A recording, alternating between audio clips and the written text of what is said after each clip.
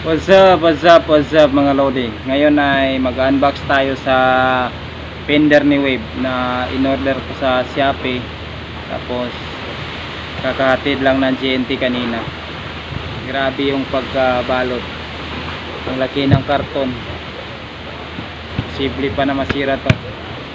Fender lang ang laman nito pero ang karton grabe na ang laki, no?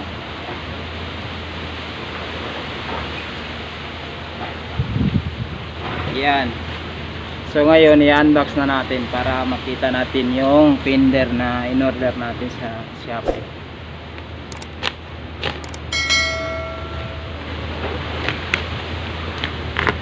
Yan. Sana hindi ka nasira kasi posible naman na sira to na. Grabe na yung inang karton mo.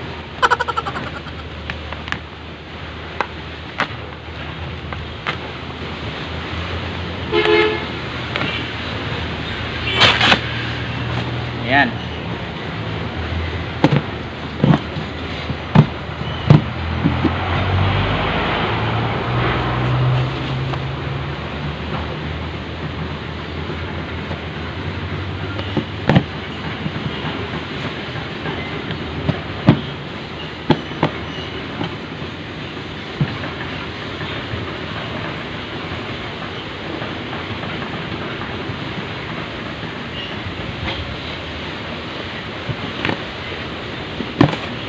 Grabe pagkabalot.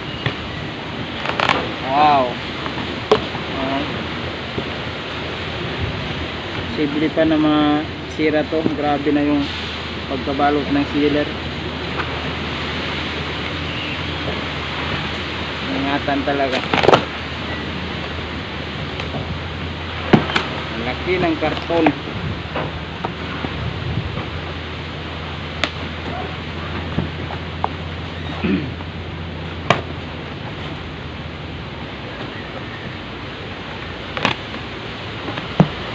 Yan.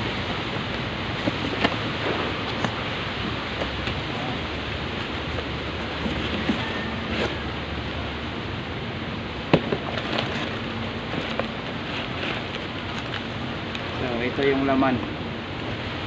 Grabe ang laki ng karton. Ito ang fender ni Wave.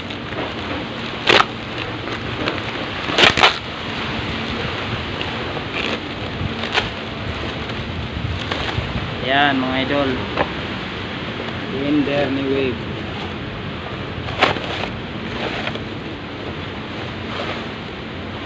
Wow.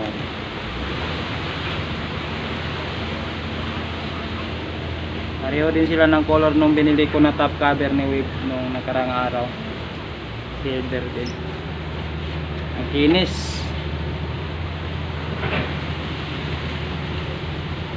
Yan.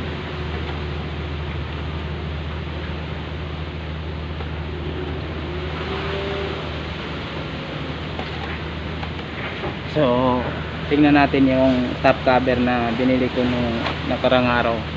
Kasi ganitong color din yun.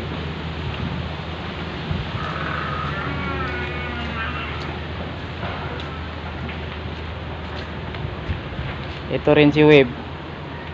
Sobra na 1 month, hindi yan naka-andar. Ayan. Tapos kunin natin yung top cover. Ito yung top cover na binili ko sa Honda.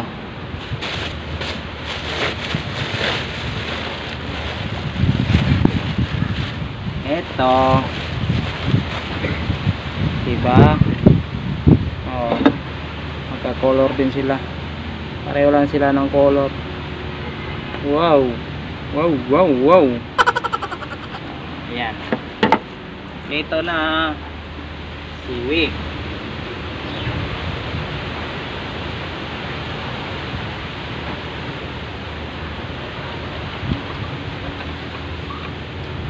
Tapos yan.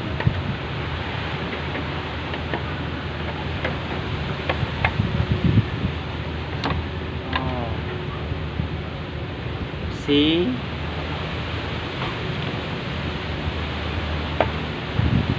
Sayang. Yung kintab pa naman ito pero pipinturahan pa yan ng violet. Yun ang gusto ng bibigyan natin ng motor, violet ang color.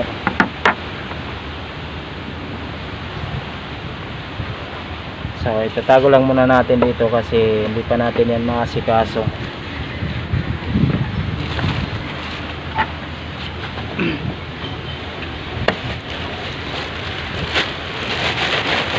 Ayan, kompleto na. May top cover na, may front fender na. Ayan. So pakita ko pala yung decals ni Wave kasi hindi ko rin ito na buksan. Ayan. Galing yan kay Boss Genesis sa NBC pinadala.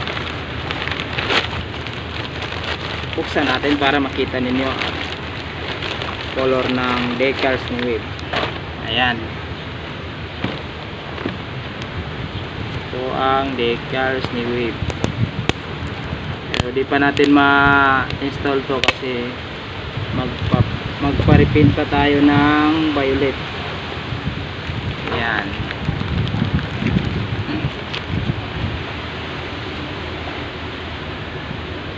Yan ang decals ni Wave.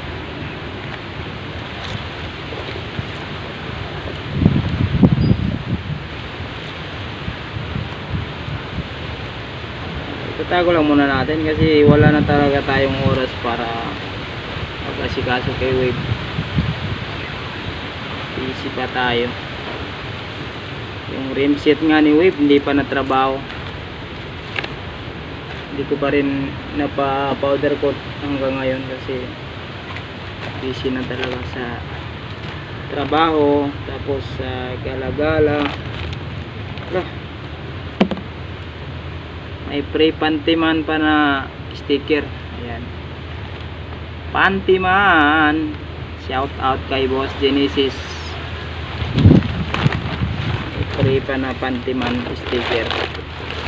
Ayan, itatago lang muna natin para hindi magasgas. Ayan. Yan yung mga gamit ni Wave na hindi pa natin nalagay. Yung rim seat niya hindi pa yun na trabaho kasi wala pa tayong oras para magpunta dun sa powder coatan. Ayan. Standby na si Wave ng sobra 1 month na kasi last na pagpa-andar natin kay Wave ay January 8 pa yun. Tapos ngayon hindi na siya naka-andar, wala siyang battery. Tatago lang muna natin dyan. Ayan. So ayun mga idol, maraming salamat kasi kompleto na, dumating na yung fender ni Wave. At okay na okay yung pagkabalot ng sealer. Grabe talaga yung sealer. Oh, ang laki ng karton. Kala ko pati kapitbahay pinadala kasi grabe ang laki ng karton. At shout out pala sa seller. Salamat Shopee. Galing pa ito ng Zamboanga. Itong fender ni Wave. Ang mahal kasi sa Honda, kaya sa Shopee na lang ako nag-order. Halos magkapareho lang kasi sa Honda tag 1,000 plus. Hindi ako nakabili, masyadong mahal. Sa Shopee na lang ako nagbili para makamura ng konti. So si Nice, andyan si Nice, tahimik lang yan si Nice kasi naghahanda yan para sa mga rides. Ayan, advance lang si Nice para magamit natin kahit saan, magamit natin sa panggala-gala. Kaya ginawa nating Vans concept si Nice. Ayan.